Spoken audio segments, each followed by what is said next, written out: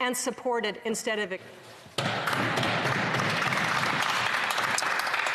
Resuming debate. Reprise de débat. L'honorable député... The honourable for Louis Saint-Laurent. Thank you very much, Mr. Speaker. It's with great pride that I rise today in this House on behalf of the members of my riding, and also with great deal of humility as the leader of the official opposition, the parliamentary representative. And obviously, my leader, the honourable member for Durham, the leader of the official opposition and the leader of all Conservative of Canada from coast to coast, as we know, is fighting now with his wife. COVID, he will get back here stronger than ever. I can assure you that. Monsieur le Président, Mr. Speaker, we're back here after experiencing prorogation over the past 5 weeks. In the midst of the summer, our parliamentary work at committees was shedding light on serious issues from this government, and then the PM decided to prorogue the House. Parliamentary committees were shut down. We could no longer do our work here in the House or in committees. And now we've heard a throne speech at the House, and a speech from the throne is a unique and exceptional opportunity to bring Canadians together, to talk about the country's unity, to talk about the fact that we all, the provinces and the federal government, have to work together and have a specific plan to know where we're going, and with a serious grip on our spending. That is what the speech from the throne is, and that's what where we should be heading. But what we saw yesterday was everything but that. A typically liberal speech, and 3 fundamental issues were not treated properly. First, the whole issue of finances. We're all aware that in the current crisis that we're experiencing right now, yes, we have to invest. Yes, this situation will run up deficits. We saw this in 2008, 2009. We understand we have to do this, but we have to know where we're going.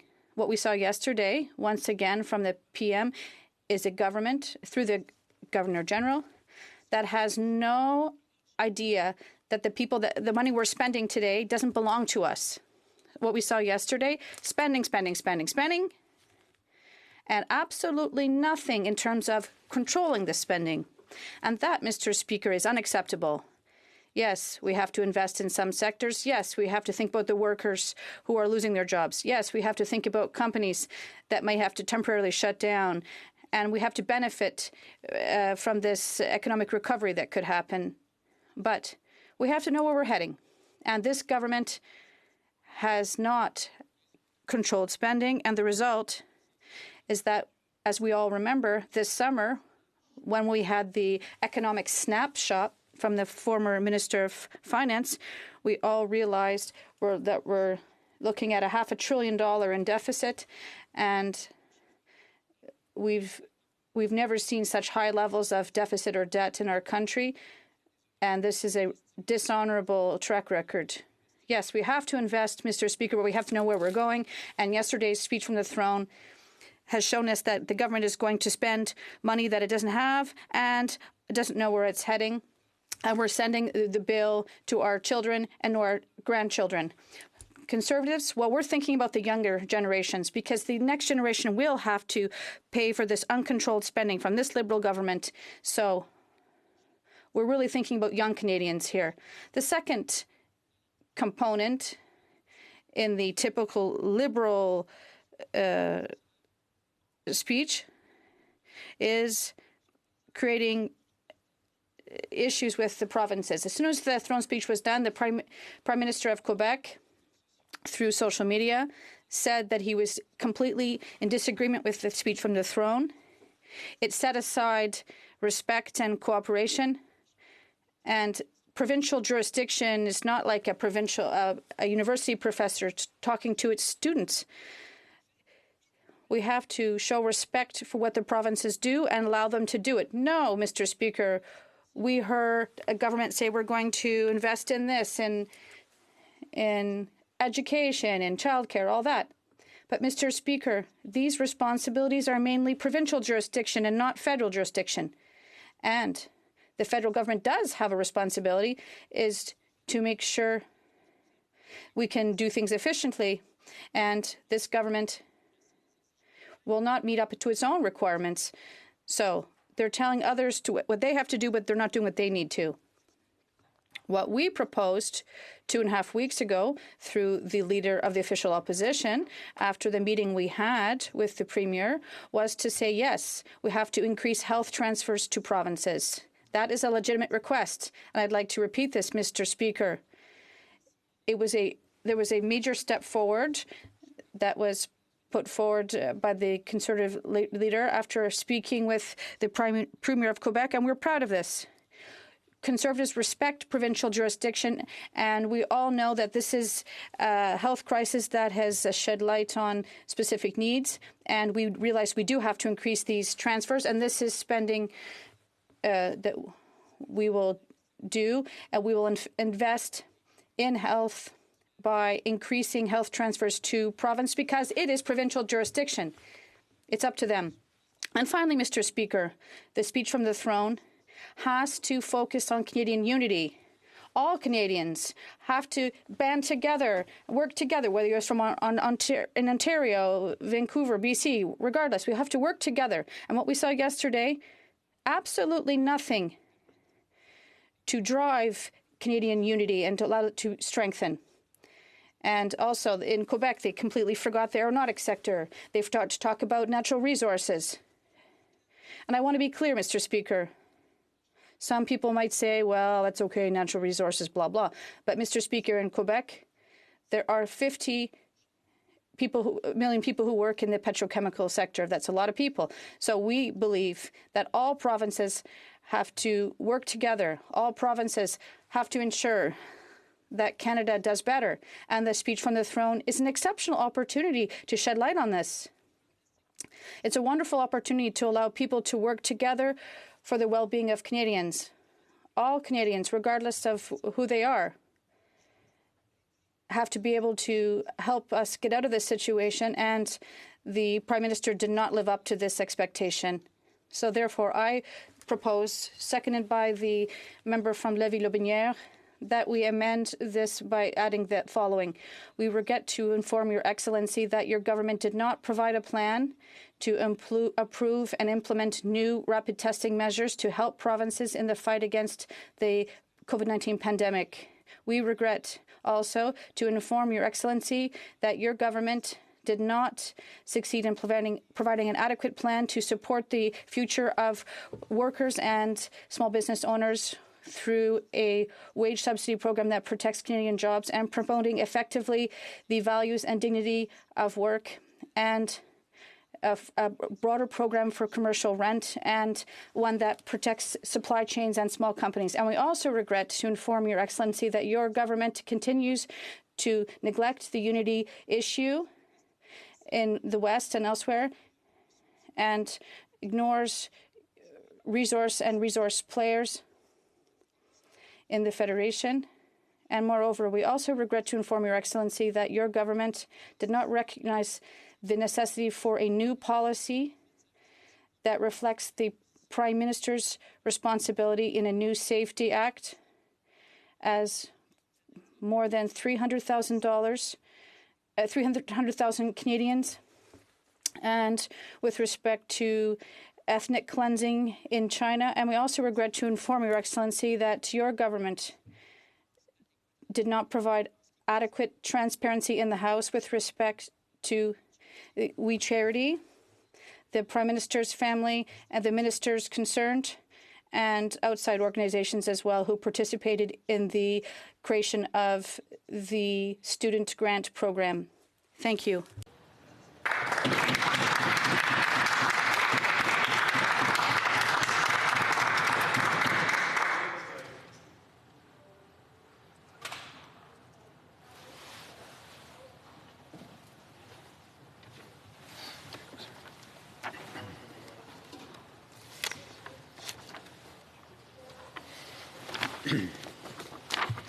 Mr. Deltell, appuyé par Mr.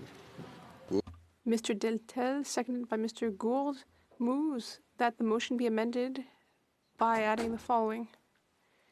We regret to inform Your Excellency that your government has not provided a plan to support new measures for rapid tracing to help provinces to fight the pandemic.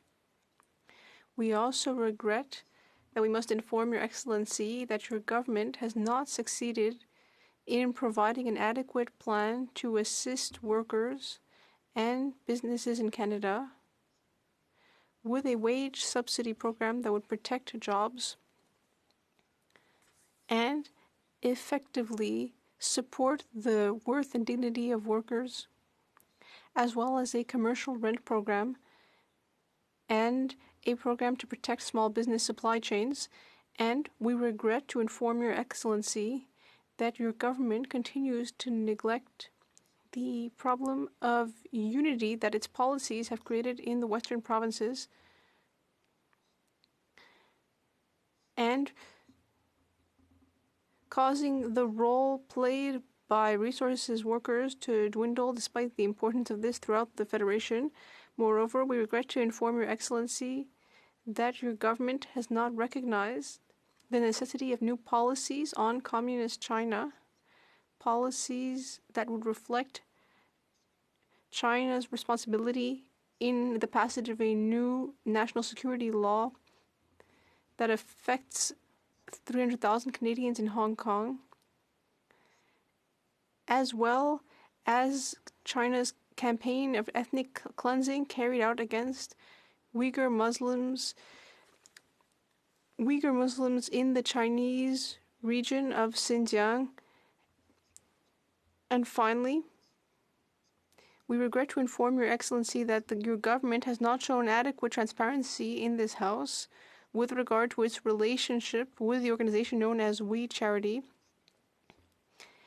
and the relationship of the organization with the Prime Minister's family, relevant departments, and external organizations involved in the development of the Canada Student Service Grant. The motion is in order. Before moving to questions and comments, I would ask honorable members respectfully, I hope I said that right in French, that during the period for questions and comments, I would just remind members that time is limited. I know that we're in a new hybrid format, and so time for members is a priority. So I would ask that honorable members keep their comments as short as possible to allow as many members as possible to have time to ask questions or make comments regarding what was just said by the honorable member. So now, questions and comments. The honourable member for Malpeque. Thank you, Mr. Speaker. And there's some regrets on this side too. I was hoping the member for Louis St. Laurent, in his new capacity, would actually get up and thank this government for the leadership they provided since COVID first hit in March. But his remarks, Mr. Speaker, was full of contradictions. On the one hand, the member and the party over there is saying, "You stop spending, you're spending too much." On the other, the members have got up and said, well, transfer more money to the provinces, spend here, spend there. Does the member not realize that we've already transferred $19 billion to the provinces under the START program and the recovery program? Does he not realize that we transferred $2 billion to assist the provinces with education? Doesn't the member think that is important? And the throne speech, Mr. Speaker, outlines so many things in this document for individuals and business to get the economy started again and protect those individuals and businesses during the second wave. So could the member get up and just say thank you? Dans la députée de Louis St. Laurent. The honorable member for Louis St. Laurent. I will not say thank you to this government. First of all, there is a real miss in this throne speech. Control. Where is your control on spending money? It's so easy to say, okay, today I will spend $2 billion for this, I will spend $4 billion for that, I will create a brand new program for that, and I will give $900 million for friends of my family to create a brand new program, and oh my God, this is not, we can do that, so we charities back. Mr. Speaker, this is what we have seen in the last month, in the last 6 months. Obviously, we have to address seriously this issue. Obviously, we have to help Canadians. Obviously, we have to help business. But the point is, Mr. Speaker, we shall do that with control, and this government has absolutely no control at all. Questions and comments. The honourable member for Courtenay Alberni. Thank you, Mr. Speaker. And I want to thank the House Leader for the official opposition for his enthusiasm and spirit and talking about us working together. Mr. Speaker, when we talk about working together, one thing we put forward is calling on the government to extend the amount of sick days to 10 so that when someone's sick, that they stay home instead of possibly going to work because they've got to pay their bills and feed their family. And instead of going to work and spreading the pandemic and the virus, Mr. Speaker, that they should be at home taking care of themselves, or if their child is sent home from school because they've been determined that they've got sick or symptoms to COVID. Mr. Speaker, this is something that we're calling on the government to take action on to make sure that people are getting the support they need. And we saw in this pandemic the gaps in the social safety net, Mr. Speaker, and people need help right now. Does the member and does his party support us in calling on the government to take care of those workers and extend sick days, not just during the pandemic, but once and for all, Mr. Speaker? Louis Saint Laurent. Thank you, Mr. Speaker, and I want to thank my colleague for the MDP to address this important question. Obviously, there is a lot of people that would put aside by these government policies in the last 6 months. And my colleague, the deputy official leader of the opposition, member from Manitoba, but I don't remember the writing. Anyway, she said very clearly that this throne of speech and this government failed in the last 6 months to help directly people who need it correctly. Yes, obviously, there is a lot of people who have been served, which is fine. But unfortunately, what we have seen with the government policy is that they continue to use some help to people, but to create another problem. Nous avons subi au Canada un manque de main-d'œuvre. In Canada, there's been a labor shortage for businesses because of liberal policies. Question et observation. L'honorable député de... The honourable member for Thérèse de Blainville. Thank you very much, Mr. Speaker. I have a question to the new parliamentary leader for the Conservative Party. Congratulations. I must say that I am proud of Quebec. I'm proud to be from there. With regard to the throne speech, I didn't write down all of the various forms of interference with all these pan-Canadian programs. I'm thinking specifically about the child care program that was proposed. The throne speech talked about a pan-Canadian child care program drawing inspiration from the Quebec system, a model that has existed, I would like to remind members, for nearly 25 years, and which is a model for the entire world. So my question is the following. Quebec has its own child care program. So,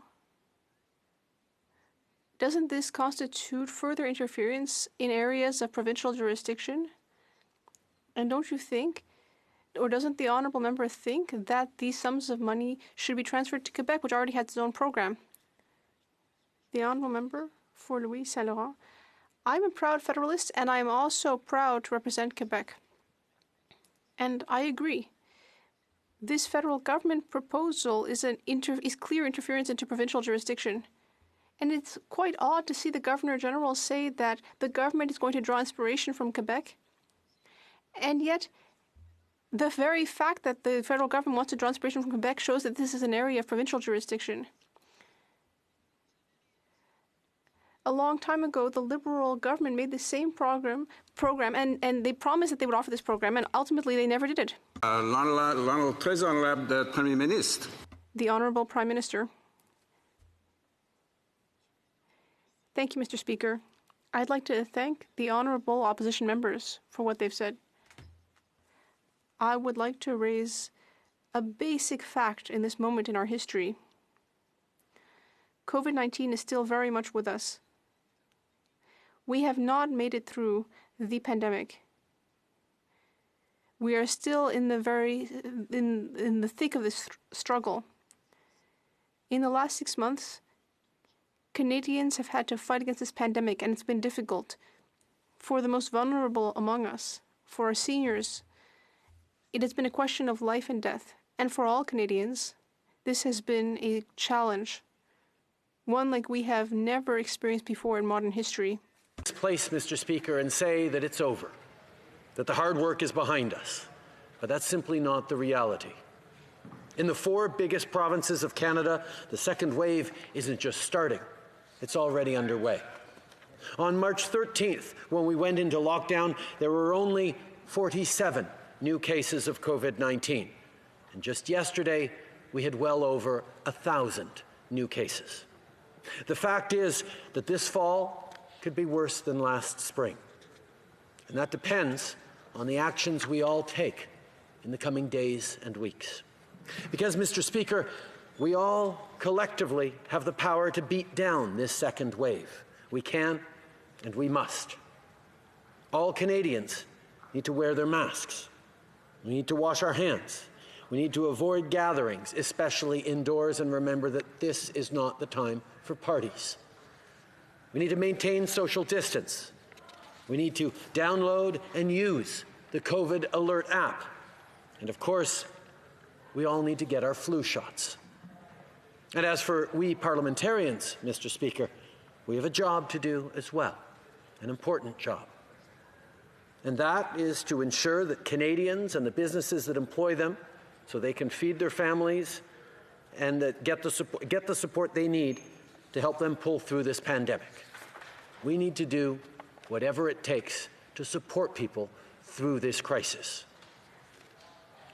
The reality is, the best way to support our economic recovery is by making sure we are supporting the health and safety of Canadians right now. There are folks, including members on the opposite side of the aisle, who think we should have moved quicker to help businesses and slower to help individual Canadians. Well, that's simply wrong, Mr. Speaker. We know that supporting hardworking Canadian families, supporting our seniors, supporting our young people is the best way to make sure our economy comes roaring back as quickly as possible. It is disappointing, Mr. Speaker, that the Conservative Party has chosen to put politics first. They would rather vote to have an election in the midst of a pandemic than to vote to extend badly needed help to Canadians in a time of unprecedented need. Notre seul et unique objectif depuis Our only objective since March has been to help Canadians get through this pandemic, to protect their health, their businesses, Canadian workers, and protect Canadian livelihoods. We know that the pandemic has struck certain groups harder than others. Seniors, working mothers, racialized Canadians, Indigenous peoples, and youth. We intend to correct these inequalities, Mr. Speaker. Carefully to both the statements that the Leader of the Opposition made yesterday and also the interventions by the 2 honourable MPs who spoke to the Conservative approach today. And I think they're faced first with a fundamental challenge. The Deputy Leader got up and started by saying that we have no plan. And then she proceeded to explain how she disagrees with all the different elements of our plan. And again, the Conservatives can't have it both ways. We know that the preoccupation of many Canadians, and this was highlighted by the Honourable Deputy Leader, are preoccupied with the health and safety of Canadians. That is something that we all share, all of us as elected officials, all of us as Canadians.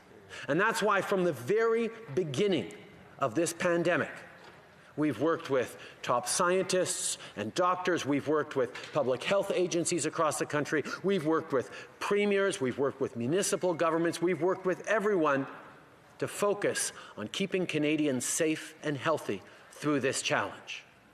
From the very beginning, We've sat down regularly with the premiers. Indeed, I think we're close to 20 First Ministers' meetings just over the past 6 months to talk about how we needed to work together to help Canadians. And I will come back to the contention that the Conservatives are making that we're somehow in a national unity crisis, just to highlight that the reality is Canadians across all orders of government and all regions of the country have never been more united in working together to deliver safely for all Canadians.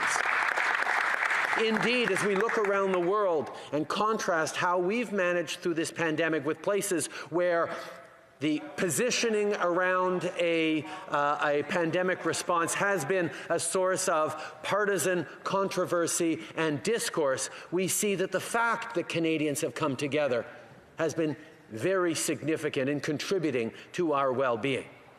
But the reality is, Mr. Speaker, from the beginning of those meetings with the premiers, our position as a federal government was, how can we help? Nous avions été là. We were there to encourage the growth and expansion of tests and to give the tools for the increased number of tests, be it funding, resources, equipment required to do that. From the very beginning, we are encouraging and we are here to help the provinces to increase their test capacity. And across the country, there is greater testing capacity, in part because we were able to contribute $19 billion to the provinces to have a safe restart. And there are healthcare transfers. Right from the beginning of the pandemic, we transferred money to the provinces for their healthcare system, and we also transferred another $500 million for the healthcare system, recognizing that we are in an unprecedented health crisis. We will continue to use evidence, scientific evidence, and the experts to do everything we can to ensure the safety of Canadians.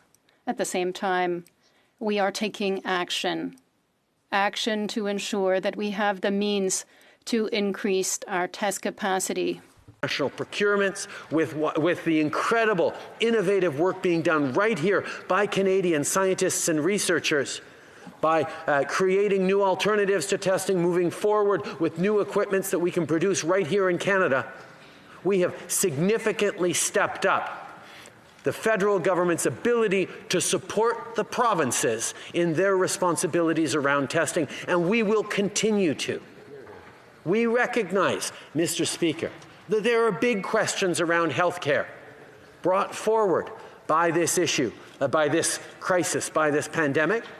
And that's exactly why we have not only transfers, as I said, $1 billion to the provinces to help with the immediate acute supports on top of, as part of, the $19 billion we've transferred to provinces with that safe restart. But we've also committed that we will absolutely sit down with the provinces this fall to talk about the future of the Canada Health transfers, recognizing that our healthcare systems are changing and there are new needs. We recognize, for example, that more and more of healthcare is not going to be delivered in institutional settings, but in home settings. And that means investing in home care, investing in supports for delivery of health services, not just through hospitals and institutions, but through a broader range of ways. And the federal government will be there to be part of that conversation. We also recognize that increasingly, treatment for diseases is not through surgical intervention or institutionalization, but through increasingly sophisticated medications and pharmaceuticals. Of course, as you get more complex and sophisticated pharmaceuticals, the costs go up. And that's why, as a federal government, we have already stepped up over the past years to drive down the cost of prescription drug prices, to be there to support the provinces with rare disease, high-cost drug strategies, and we will continue to do that as we move towards a national universal pharmacare program, working first with the provinces that want to move quickly on it. And those are also parts of the conversations we need to have about the future of healthcare in this country.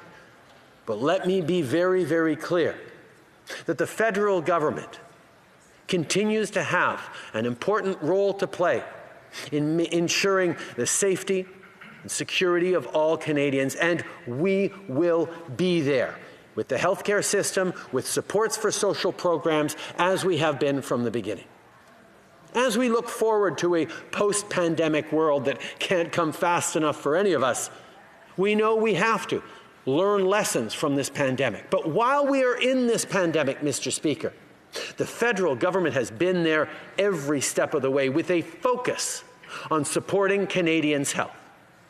On reconnaît bien sûr. Of course, we recognize the jurisdiction of the provinces when it comes to healthcare. They're doing a good job in their areas of jurisdiction. But we also recognize that we need to help when there is a need or bigger challenges than usual. That is why when the Premier of Quebec asked us to send the Army to the long-term care homes in order to help with the crisis that he was unable to manage alone, we said absolutely. We are here to help. We are here to help and protect our seniors. We are here to support Canadians. That is a promise that we made right at the beginning of the pandemic. And we're keeping that promise. And we're demonstrating that, yes, we will be there. So we sent in the Canadian Forces to help the seniors. And we're continuing to help with the Canadian Red Cross, which is still present in the long-term care homes, in order to help Quebec take back control of the situation. It's a tragic situation. We will be there in partnership with the provinces.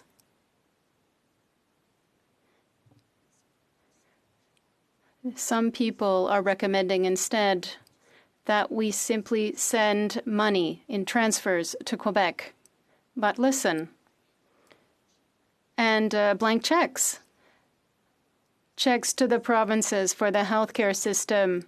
What it needed was people, soldiers, the Red Cross, people on the ground. It's not just about sending money, but of course we will continue to send money. We sent more than $40 billion to the provinces for their healthcare systems, and we will continue to be there to ensure the health of Canadians. We are going to do it as Canadians expect us to do in partnership with the provinces. That is what people expect, and that is what we will continue to do. The reality is that the Conservatives are continuing to suggest that we are not here for Canadians. The plan has left everyday Canadians behind. Well, when the pandemic struck, Conservatives were more concerned with austerity than with helping people. And now they've doubled down on that view. See, when they say we haven't been there to help ordinary people, I can tell you that almost 9 million Canadians who received the Canada Emergency Wage Subsidy will disagree with them, because we were there to support Canadians right across the country, despite the Conservatives saying that we shouldn't be. We were there for the millions of workers who managed to keep their jobs or get hired back to their jobs because of the wage subsidy that supported payroll. Those people needed support through this pandemic. And the issue that keeps coming back from the Conservatives is that, oh, we're doing too much, we're investing too much in Canadians, we're helping Canadians too much, it's irresponsible for the future. The reality is, as I said, the best way to recover the economy of this country is to support Canadians through this health crisis. That's what Conservatives don't understand. So in the short term, while we are living with this pandemic, we will continue to invest in Canadians, to support Canadians. And what we are not hearing from the Conservatives in their response to the speech from the throne is specifically what spending measures they disagree with. Do they disagree with the extension of the Canada Emergency Wage Subsidy? Because that's in the speech from the throne. We're extending it through to next summer. Do they disagree with the fact that we are taking the $500 a week that people got through CERB, and now we're going to be delivering it, continuing to deliver it through the EI system, and with a benefit that is going to support those Canadians who still can't access EI?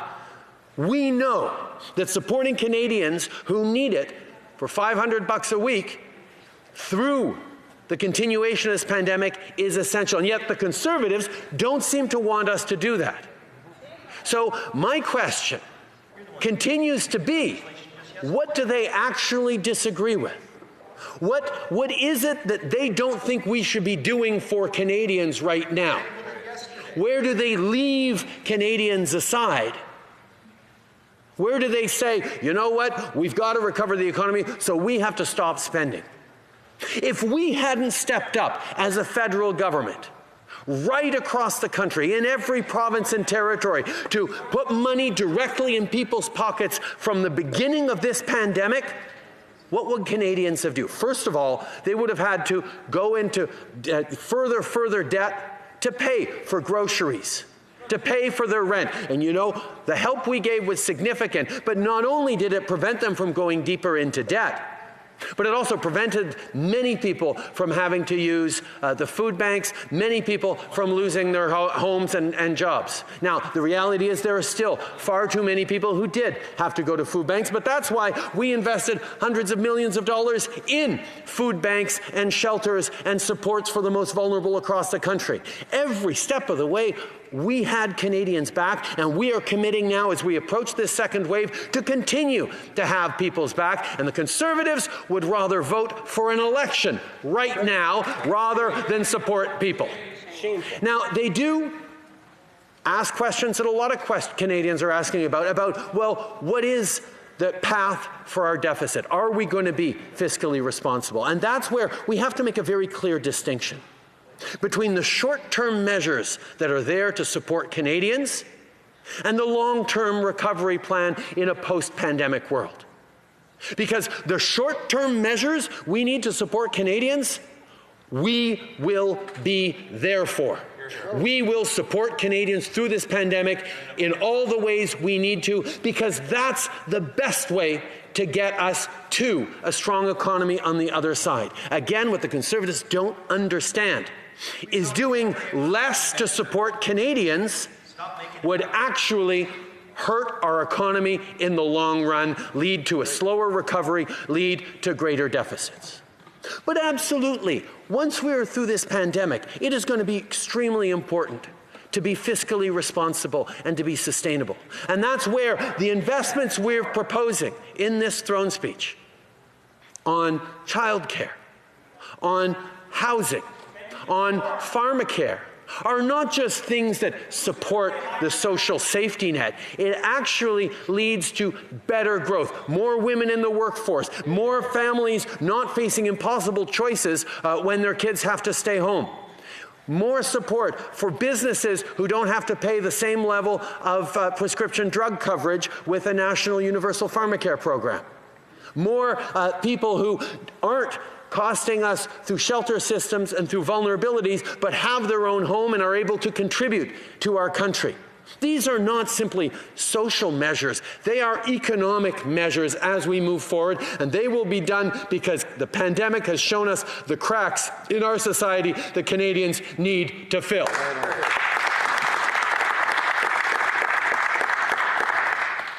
Monsieur le Président, Mr. Speaker, Conservatives often talk to us about our seniors and the need to better support our seniors during these difficult times.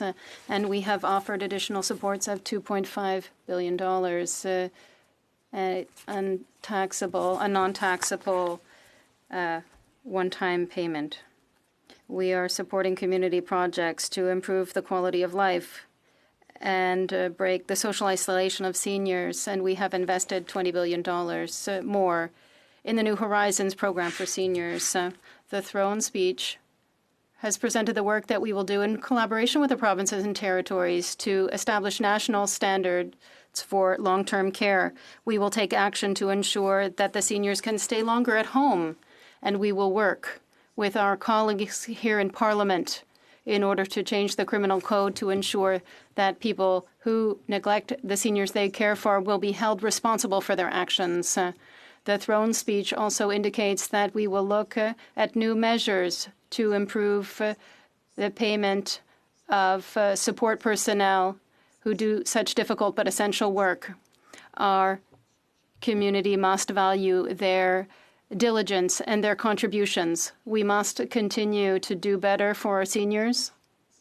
And if the Conservatives aren't in agreement with that, but they continue to say it, if they continue to vote against the throne speech, that is delivering concrete aid and assistance for our seniors, if they're in agreement with these measures, well, then they should explain it to the seniors directly, because that is what they are saying, Mr. Speaker. When it comes to job creation, we know that we have a lot of work to do. We have a lot of work to do to return to the economy we had before the pandemic and even a stronger economy than before. In the 5 first years of our mandate, we created more than 1 billion jobs for Canadians. But during the pandemic, we have seen record job losses across the country, as in all countries around the world. And the Conservatives continue to say that the support, the emergency response benefit that we're giving, the money that we're giving to people so they can pay for their groceries or their rent, is a disincentive to employment. But the reality is, Mr. Speaker, is that we will always be here to support the workers. And we know that Canadians want to contribute. They want to work. But there aren't jobs because of the pandemic. There are many sectors that have been extremely hard hit by the pandemic. Therefore, we will continue to be there to help people who want to work. But where there are no jobs. So if we took away the supports from 1 million people, would they find a job? It's completely irresponsible and nonsensical of the Conservatives to say that. I would ask once again, what are the specific measures in the throne speech that the Conservatives disagree with? Because they say, well, we don't like the Liberal Party, we don't like their approach. Okay, then, well, propose something to us. But they have nothing. They have nothing because they know that since the beginning, our priority has been to be there for Canadians. Because they have nothing, what are they doing? They're talking about a national unity crisis. The reality is, Madam Speaker, is that Canadians have never been as united as we are now. Of this pandemic, Canadians coming together to work together at all orders of government to deliver for people, to work together in communities, to work together in workplaces, to be there for opposite sides of the country. PPE produced in Ontario, making its way across the country. Supports and scientific resources developed in the West, in BC, sharing their impact across the country. Seafood built, harvested on our coasts, feeding the rest of the world. And energy workers in Alberta who continue to innovate and look forward to a better world where their kids are going to continue to have jobs and opportunities.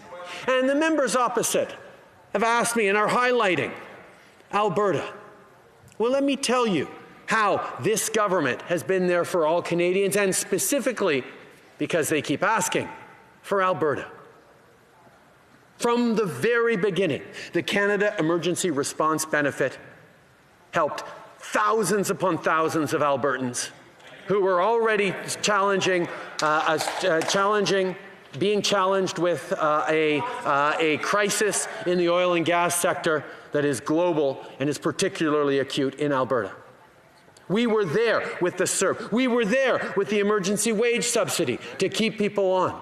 We made investments in cleaning up orphaned wells, which is something that was a provincial area of jurisdiction that we are happy to support because we needed to give people opportunities to do the right thing and to have work through this difficult time.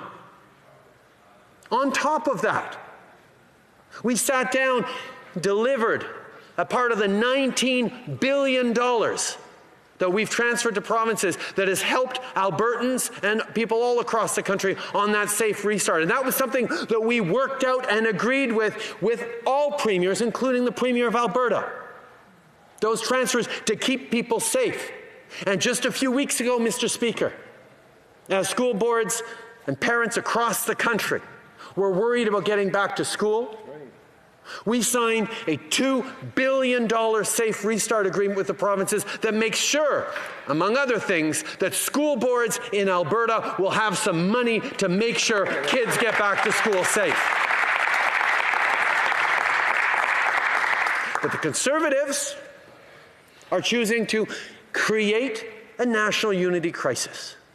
All Canadians are challenged with this, some areas much harder hit than others. The tourism sector, the oil and gas industry, certain cultural sectors are based on performance. There are many sectors that are hurting, and we are continuing to look at ways and deliver supports to them right across the country. And unfortunately, the deputy leader, I know she didn't mean to mislead the House, so I'm hoping she's going to be able to correct herself, because she said, and I quote, "The agricultural, the forestry industry, natural resources are not even mentioned in the speech from the throne."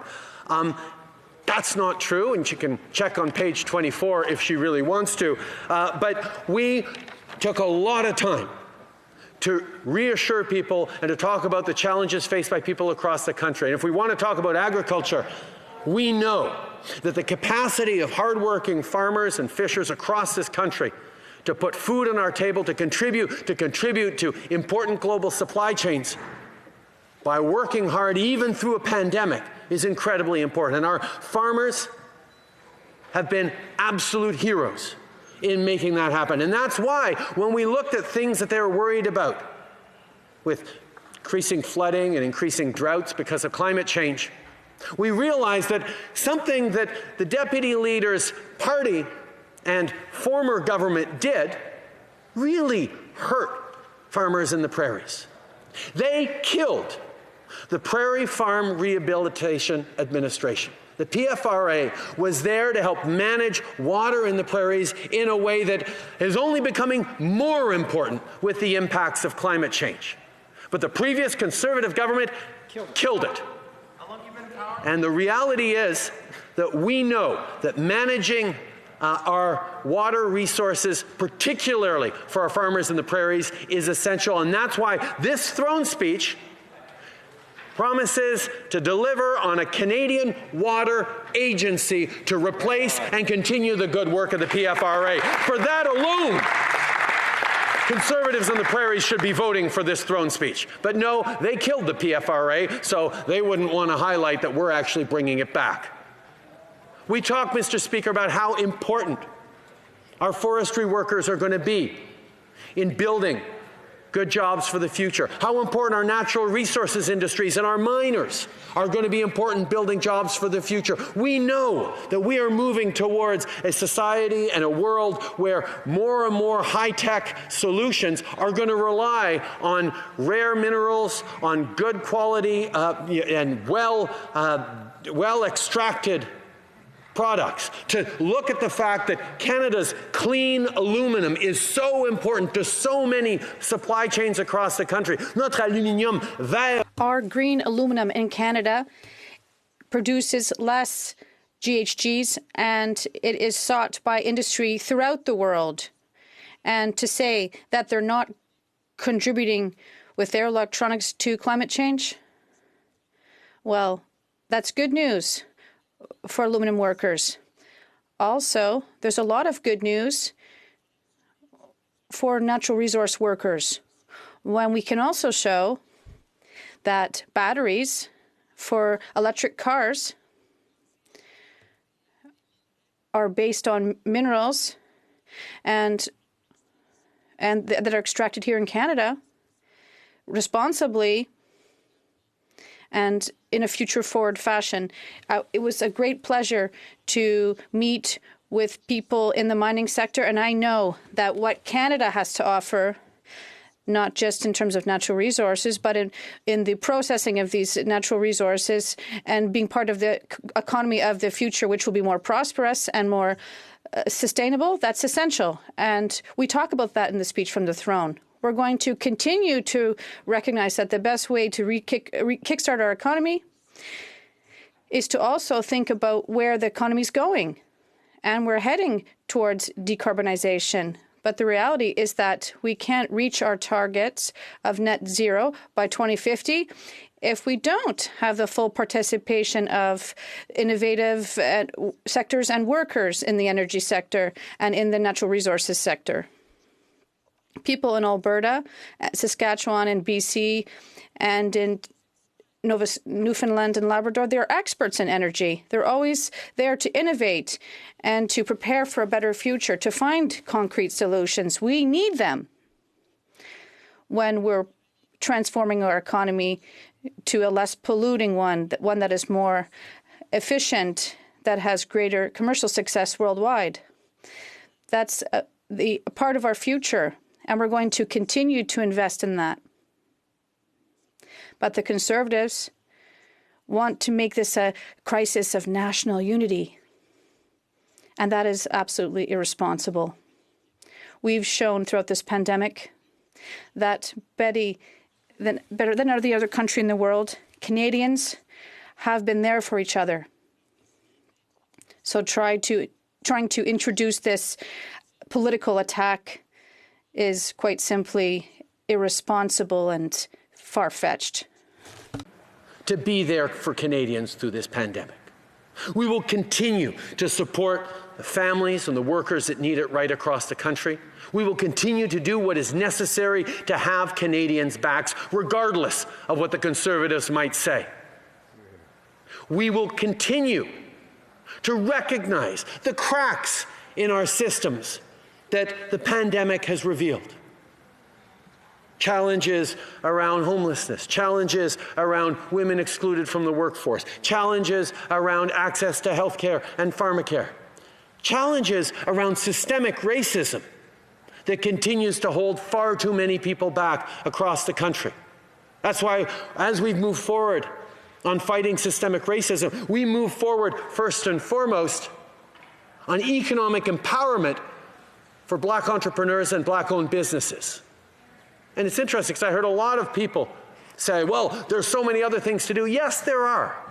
But if you sit down with Black community leaders and you talk to Black entrepreneurs, one of the first things they'll say is, give us better access to capital. And that's why we were so glad a few weeks ago to be able to announce that we've worked with Canada's top banks on delivering access to capital to start rebalancing the economic scales and the barriers that exist because of systems that are discriminatory.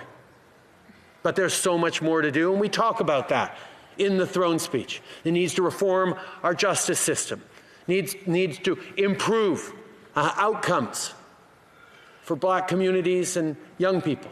These are the things that we're going to continue to do, not just for Black Canadians, but for all racialized Canadians. And on the flip side, that pathway towards reconciliation continues to be more important than ever before. All the commitments this government has made over the years on moving forward on reconciliation that we have been steadily working on and living up to now need to be accelerated. We need to continue to protect Indigenous brothers and sisters from the impacts of this pandemic.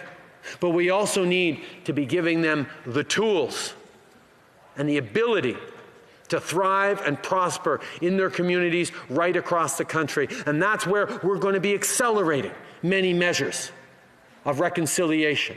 That's why we will be bringing forward in this House before the end of this year legislation to enact the UN Declaration on the Rights of Indigenous Peoples, despite the fact that the Conservatives are already set to vote against it.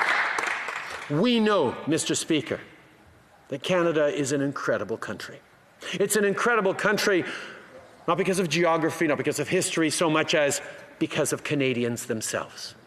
People who are there to support each other, to work hard for each other, to build their success and make sure their community feels success as well, to stand up for each other's rights and opportunities, and to build a better future. And that is what this pandemic has shown. Canadians stepping up to do what really matters. It is unfortunate to see the Conservatives choosing to focus on politics at this time where Canadians are pulling together, trying to create divisions instead of recognizing that Canadians are working together. Well, Mr. Speaker, on this side of the House, we will continue to work not just to support Canadians, but work with all members of this House to move forward on meaningful, tangible ways to help Canadians now and help Canadians into the future. This is a moment in our history, Mr. Speaker, that will really make a big difference, not only in the years to come, but in the decades to come. How we help the most vulnerable members of our society, how we restart our economy that is focused on the future with opportunities for all throughout the country, how we ensure that barriers that exist because of systemic racism will be reduced and eliminated. The choices we're making right now as a country are extremely important in the life of our country. Our parents and grandparents, those who lived through the Great Depression and the Second World War, they worked extremely hard, and they created the basis of our country's society that we live in today. They faced crises and brought forward change with an eye to the future, and they created the world we live in today. And that is the crisis they lived through, and that's the work they did. And two things, Madam Speaker. First, we have to take inspiration from their example for having created this very prosperous world that we've seen at the end of the 20th century. And we have to take inspiration for how to respond to a crisis by growing together and working together for a better future. At the same time, as we think about this, we have to learn from their example, and we have to recognize the work that we have to do to change things for the better because of this crisis. We have to recognize that seniors who created this country that we love today are right now extremely vulnerable in our long-term health care centers across the country. It is our duty to focus on them and to do everything we can to protect them. And we're going to be there as a country to recognize their sacrifices and their vulnerability. And we're going to rise to this occasion together to face these challenges that are before us. I know that we'll be able to work together, and I know that we'll be able to deliver for Canadians. And I know, Madam Speaker, that the future will be better because of the work that we're going to do together. Thank you.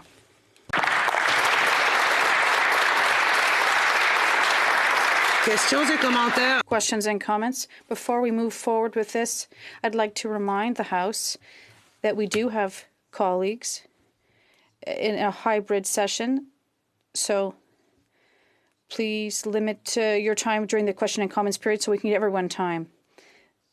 The Honourable House Leader of the Opposition.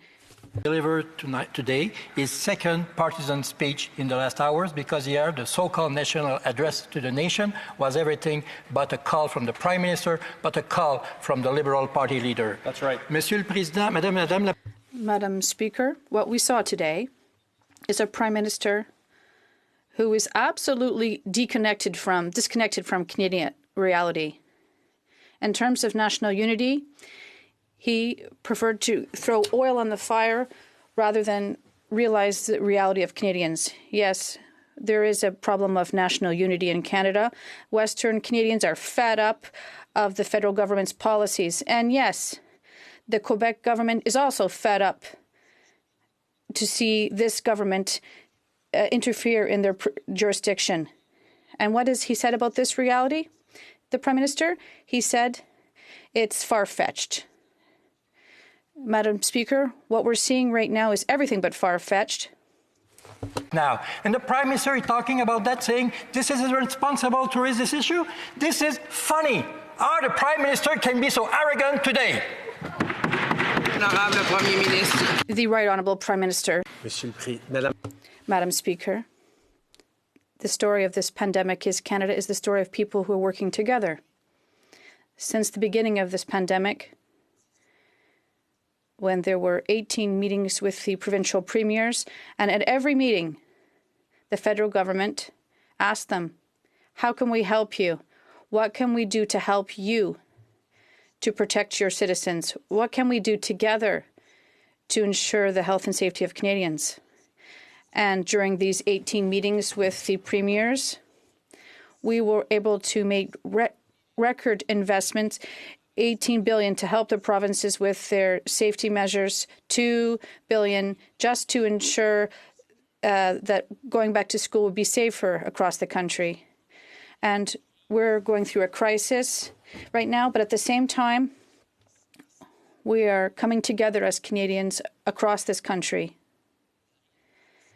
The reality is that, well, if you say that we're united, that's something the Conservatives have made up. Yes, people have different viewpoints about politics. Yes, there are people who are somewhat frustrated. I understand. But to say that Canadians are divided, whereas particularly in comparison to our U.S. counterparts, we are more united than ever when we work together to protect each other. And the reality is that we're going to continue to work together, Madam Speaker. Questions and comments? The Honourable Member Mortarville.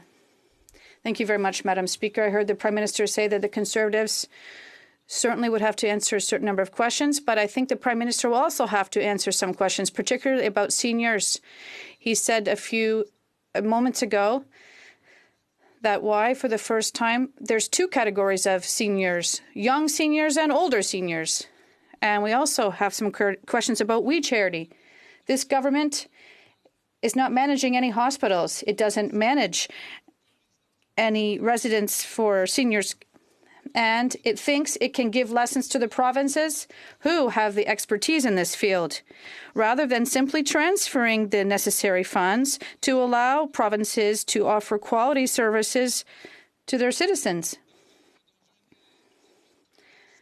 In a rather condescending approach, they're saying we want a blank check, but we're not asking for a blank check.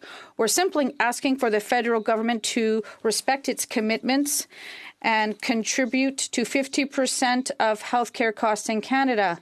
We're simply asking the federal government to respect the Constitution that your father shoved down Quebec's throat. The Right Honourable Prime Minister. Thank you very much, Madam Speaker. First, I'm happy to correct the Honourable Member who certainly didn't want to mislead the House, but the federal government has the responsibility for providing health care for Indigenous peoples on reserves and for our military and Canadian forces. So it's a good thing to underscore that we have this expertise in health care for the military, because it means that our soldiers were able to help out in long-term care homes with sizable expertise to help Quebec to better protect its seniors. So we're going to continue to respect provincial jurisdiction, and we're going to continue to be there for Canadians. We've also heard the fact that we're going to increase old age securities for seniors who are 75 years of age and more. People are living longer now, which is a good thing, but unfortunately, often their costs increase as they get older. And often they are their pension covers less of their costs. So we decided to do more for seniors who are older so that they can live longer with dignity. And that was important, and we're going to continue to do so. And finally, Madam Speaker, we're going to always continue to work in partnership and with respect with provinces.